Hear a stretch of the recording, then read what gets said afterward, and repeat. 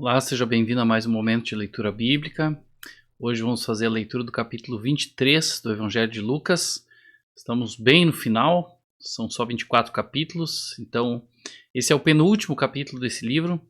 E amanhã, então, faremos a leitura do último capítulo.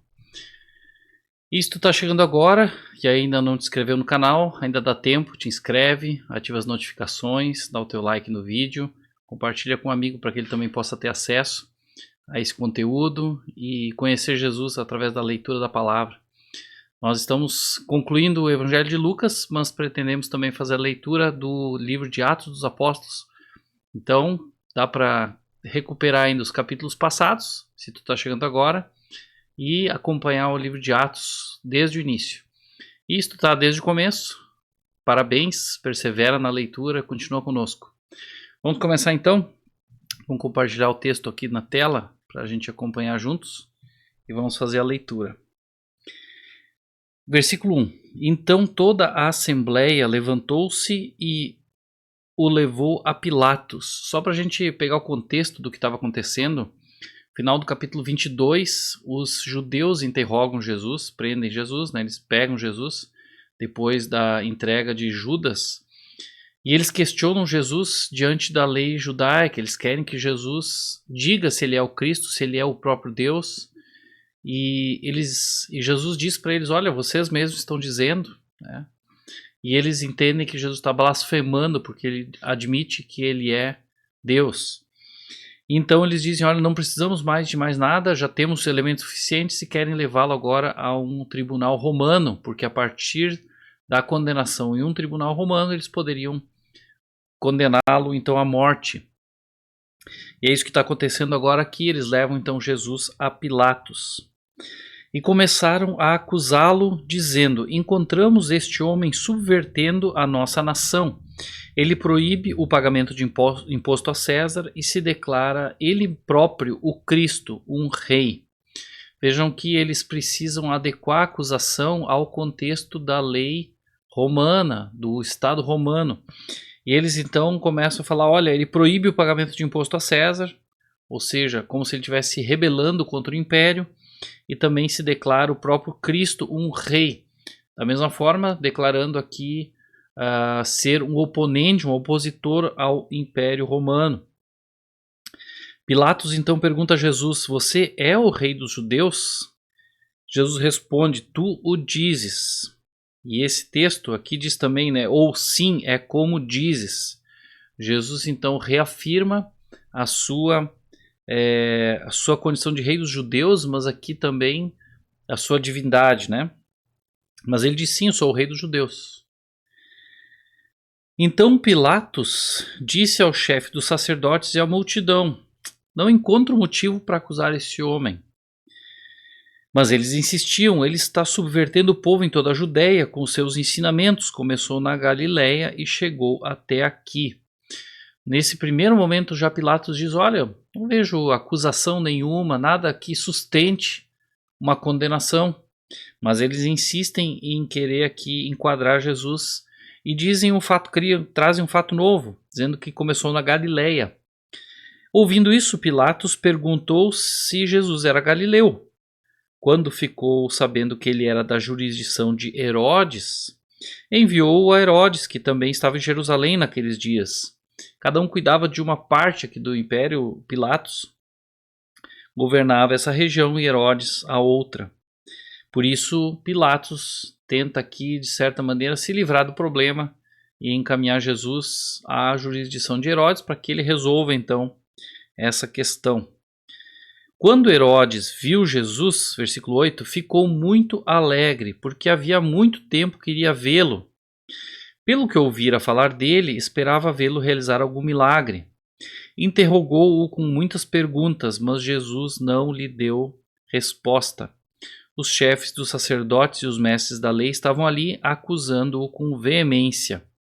Então Herodes e os seus soldados ridicularizaram-no e zombaram dele. Vestindo com um manto esplêndido, mandaram-no de volta a Pilatos. Herodes tinha a curiosidade em conhecer Jesus. Esse Herodes é o mesmo que mandou João Batista, condenou João Batista à morte. E ele vinha ouvindo falar de Jesus, tinha curiosidade para saber, para ver Jesus, e aqui ele encontra Jesus, só que Jesus frustra a sua expectativa. Ele queria que Jesus fizesse algum milagre para ele se divertir ou para ele se entreter, para matar a curiosidade. Jesus não faz nada, nem sequer responde às suas perguntas. E os sacerdotes, né, os mestres da lei, continuam aqui acusando Jesus.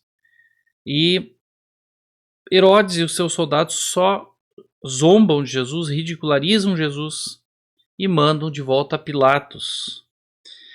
E de certa maneira Herodes está dizendo que, olha, eu não tenho nada com isso, não vejo nenhum problema, não vejo nenhum mal, volta para Pilatos de onde ele veio, e não condena Jesus.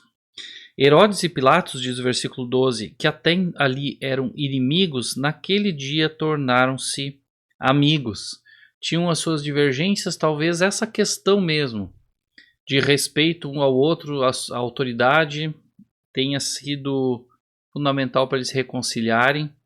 Talvez tiveram algum contato nesse tempo, mas houve aqui uma reconciliação. Versículo 13. Pilatos reuniu os chefes dos sacerdotes, as autoridades e o povo. Ou seja, os três, né, os chefes dos sacerdotes, as autoridades presentes e o próprio povo, dizendo-lhes: vocês me trouxeram este homem como alguém que estava incitando o povo à rebelião.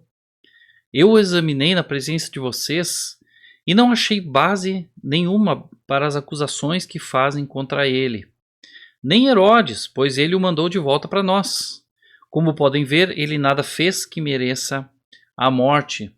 Pela segunda vez, Pilatos aqui diz e faz questão de frisar isso diante dos líderes, né, dos sacerdotes, das autoridades e do próprio povo, dizendo: olha, eu estou dizendo para vocês, não há nada aqui que seja digno de condenação, não vejo nada diante dos meus olhos, né? No meu julgamento ele é inocente. E diz, inclusive, Herodes chegou à mesma conclusão, porque o mandou de volta, né? Nem Herodes, diz ele aqui, pois ele o mandou de volta para nós. Como podem ver, ele diz: olha, vocês mesmos estão vendo, ele nada fez que mereça a morte. Portanto, eu o castigarei e depois o soltarei. Pilatos achou que fazendo isso, castigando Jesus, ele estaria agradando suficientemente a multidão, porque, entendendo que Jesus era inocente, não precisava nem castigar, ele nem deveria castigar. Mas ele não quer se indispor com o povo, e não quer se indispor com os judeus. E ele então diz, e também não quer ser responsabilizado pela morte de um inocente. Então ele diz: olha, eu vou castigá-lo e depois vou soltá-lo. Ele era obrigado a soltar-lhes um preso durante a festa, diz o versículo 17. Versículo 18. A uma só voz eles gritaram: acaba com ele, solte-nos Barrabás.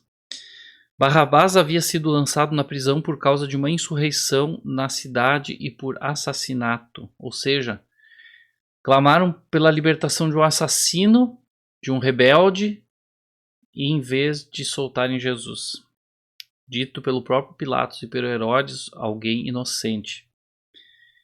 Versículo 20. Desejando soltar a Jesus, Pilatos dirigiu-se a eles novamente. Olha como Pilatos insiste. Mas eles continuaram gritando: crucifica-o, crucifica-o. E pela terceira vez ele lhes falou: por quê? Que crime esse homem cometeu?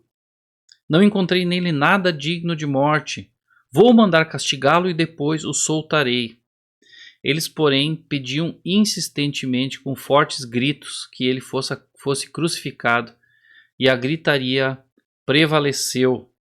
E olha o que Pilatos faz agora, o que muitas vezes aflige governantes, autoridades, que é o prestígio, a posição, né, a sua popularidade diante dos liderados, a sua reputação, né, diante das pessoas. Ele decidiu fazer a vontade deles, libertou o homem que havia sido lançado na prisão por insurreição e assassinato, aquele que eles haviam pedido, e entregou Jesus à vontade deles. Pilatos estava mais comprometido com fazer a vontade do povo e manter a sua reputação e não se indispor, do que fazer justiça.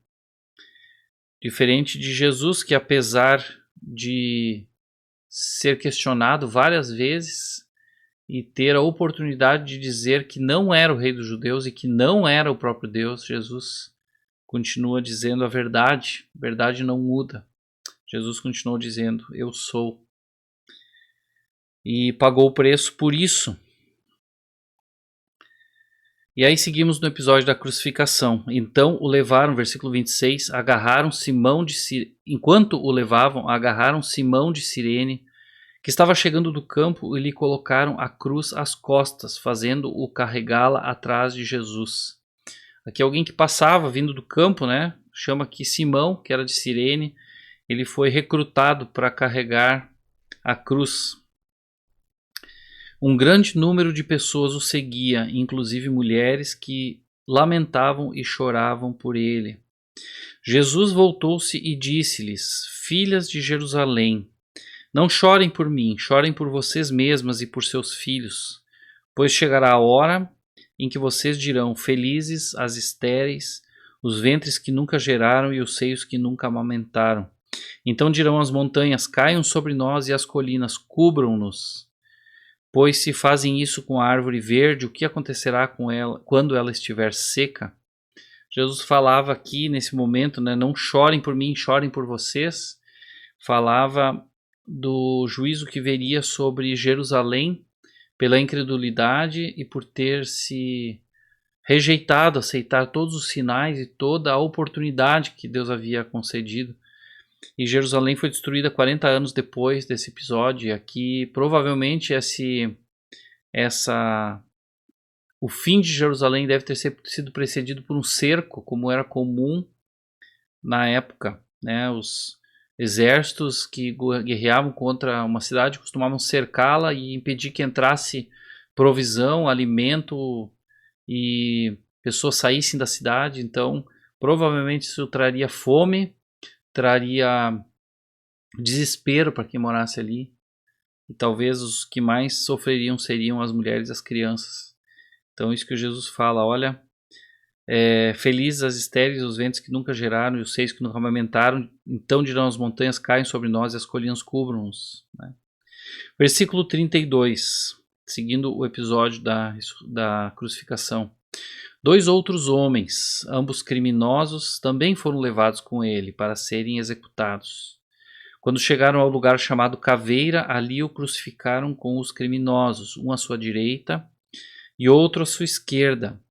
Jesus disse, Pai, perdoa-lhes, pois não sabem o que estão fazendo. Então eles dividiram as roupas dele, tirando sortes. Aqui Jesus então é levado, como Jesus disse mesmo no capítulo anterior, disse, vai ser contado com os transgressores.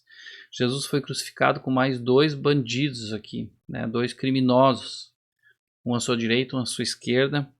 Entre eles Jesus estava, e Jesus tem uma atitude para com aqueles que estavam ali executando a sua sentença. Jesus já libera perdão. Jesus diz, Pai, perdoa-lhes, pois não sabem o que estão fazendo. Jesus libera perdão apesar de que os seus acusadores e aqueles que estão ali agindo para que ele seja crucificado não se arrependam. O perdão de Jesus estava disponível, assim como continua disponível hoje a todo aquele que se chegar a Jesus, mas o perdão ele está disponível, mas ele não é acessado automaticamente. É necessário que aquele que quer acessar o perdão, ele se arrependa e aí tome posse do perdão que já está disponível. Isso também deve servir para nós, né, como um ensino de que em situações em que somos injuriados, injustiçados ou enfim, né, devemos estar prontos a perdoar, apesar de que talvez aquele que nos ofendeu, nos afetou, ele não esteja arrependido. Nosso perdão deve estar disponível. Jesus disse, né, que Deus nos perdoa como nós perdoamos aqueles que nos ofendem, nos devem, e assim então devemos fazer a mesma coisa, né? Senão não seremos perdoados por Deus. Diz o texto que então eles dividiram as roupas dele tirando sortes, e isso também foi profetizado que aconteceria.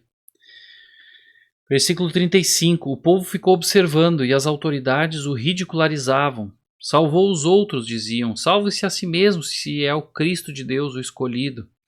Vejam o que acontece aqui no episódio da cruz, o mesmo tipo de zombaria, o mesmo tipo de provocação que aconteceu no deserto, quando Satanás tentou Jesus, dizendo, se tu és o Filho de Deus, faça isso ou faça aquilo. E aqui ele diz a mesma coisa, olha, até o fim, Satanás não desistiu de tirar Jesus do seu propósito. E dizia, olha, salve-se a si mesmo, se és o Cristo de Deus, o escolhido. Se Jesus tivesse decidido desistir nesse momento, tudo estaria perdido. Jesus se manteve firme até o fim. Os soldados, aproximando-se, também zombavam dele. Olha o nível o nível que havia, né? Todo mundo zombando, Herodes, os soldados, o povo aqui, quem estava ali, né? O povo, as autoridades, todos, e agora os soldados também zombavam, ofereceram-lhe vinagre, diziam, se você é o rei dos judeus, salve-se a si mesmo. Continuavam insistindo nisso. Havia uma inscrição acima dele que dizia, este é o rei dos judeus. E essa inscrição, ela não era algo sério, era colocado em caráter de zombaria, mas acabou sendo também um testemunho para aqueles que estavam ali. Versículo 39, um dos criminosos que ali estavam dependurados lançava-lhe insultos, até o criminoso, insultando Jesus. Você não é o Cristo? Salve-se a si mesmo e a nós. Olha a insistência dessa mesma provocação. Quantos falaram aqui, você não é o Cristo? Se você é o Filho de Deus, salve-te a ti mesmo. Muitos falaram. Mas o outro criminoso o repreendeu dizendo, você não teme a Deus, nem estando sob a mesma sentença?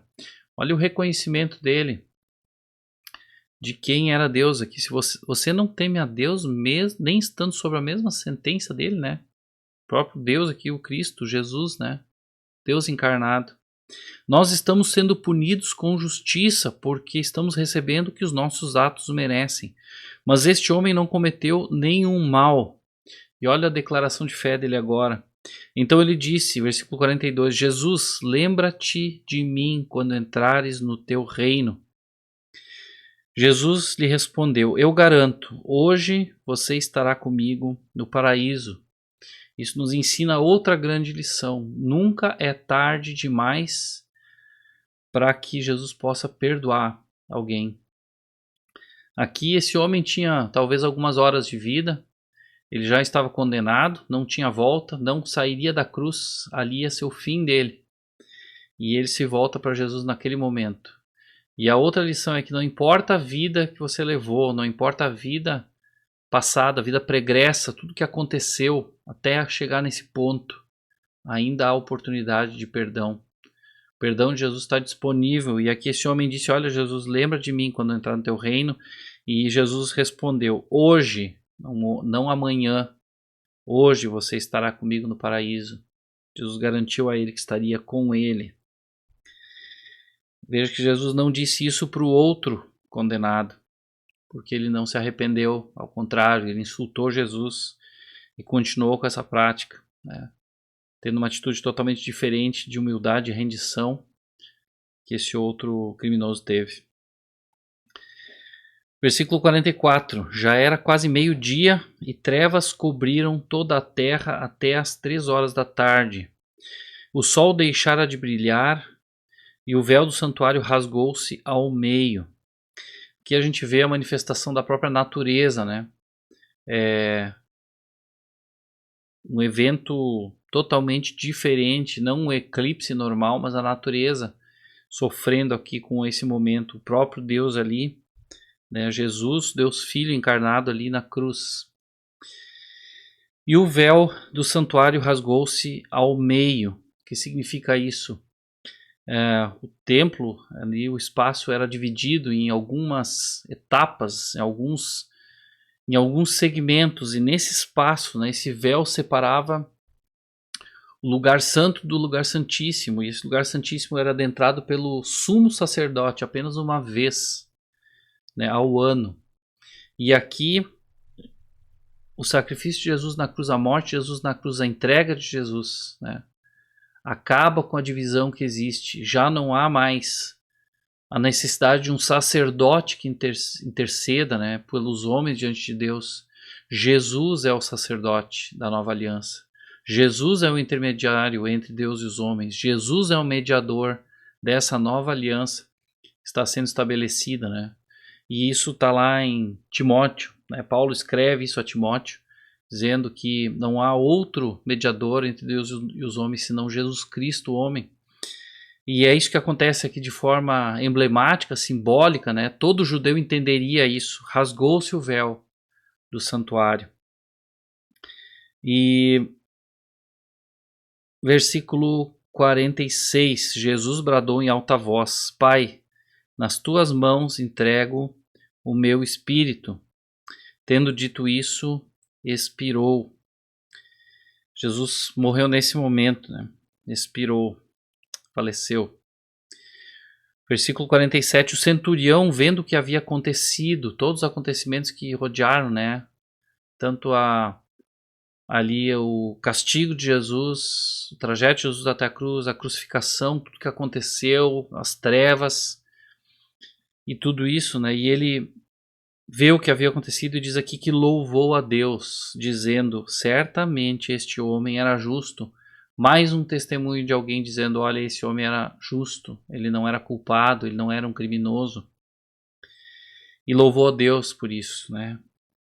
E todo o povo que se havia juntado para presenciar o que estava acontecendo, ao ver isso, começou a bater no peito e afastar-se. Mas todos os que o conheciam, inclusive as mulheres que o haviam seguido desde a Galileia, ficaram de longe observando essas coisas. Muitos ali estavam à distância, né, com receio talvez de se identificar com Jesus em sua morte. Não sabiam o que aconteceria a eles.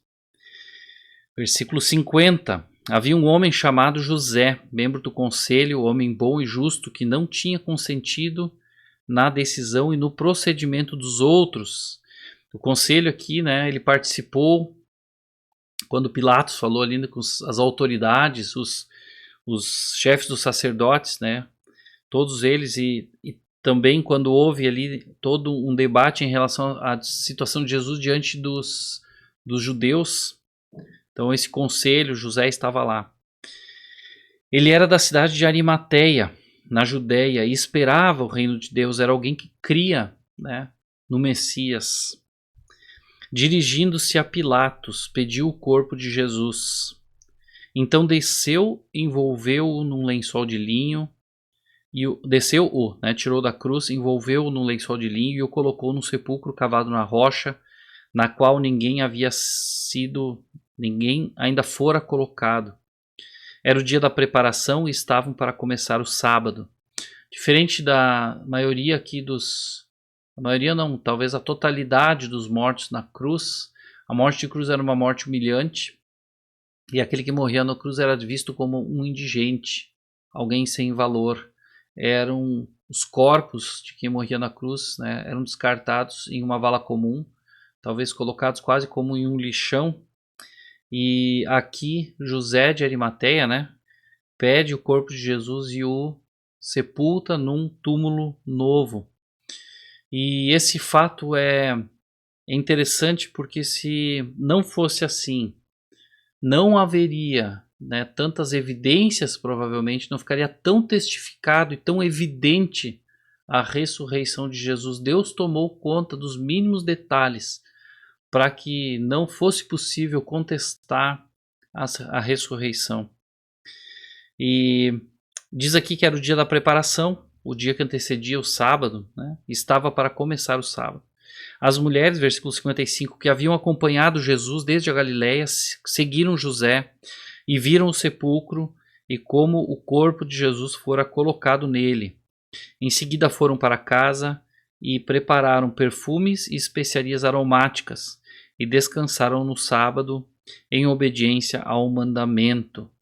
Essa preparação aqui era pela preparação, né, tradicional do corpo no ato fúnebre, no enterro, né? Prepararam então especiarias, perfumes, ervas aromáticas e descansaram no sábado, que era o dia do Shabá, do descanso do judeu, e por isso não foram mais a túmulo. E nós vamos ver no capítulo a ser lido amanhã, o último capítulo do Evangelho de Lucas, o que aconteceu no domingo.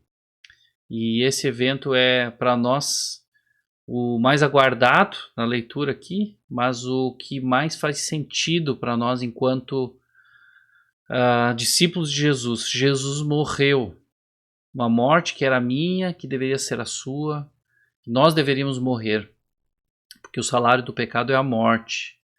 Mas Jesus morreu em nosso lugar, sendo o sacrifício perfeito naquela cruz. O justo pelos injustos, como a Bíblia diz, né? Aquele sem pecado morrendo na cruz para pagar o pecado dos pecadores, para se tornar então a propiciação no seu sangue, né? E cumprir a justa justiça de Deus, né? Que apesar de ser amoroso, é justo. Não poderia simplesmente desconsiderar o pecado. Jesus pagou o preço pelo pecado e agora ele pode ser, né, aquele que faz a religação do pecador com o Deus, né? E pode nos perdoar os pecados, né? Através de Jesus podemos ser perdoados e aceitos por Deus. E não pela morte somente de Jesus, mas Jesus morreu e ressuscitou. E esse é o evento glorioso do domingo, que nós vamos ler amanhã no capítulo 24. Ficamos por aqui. Continua conosco para acompanhar o desfecho dessa história maravilhosa de Jesus. Até a próxima leitura.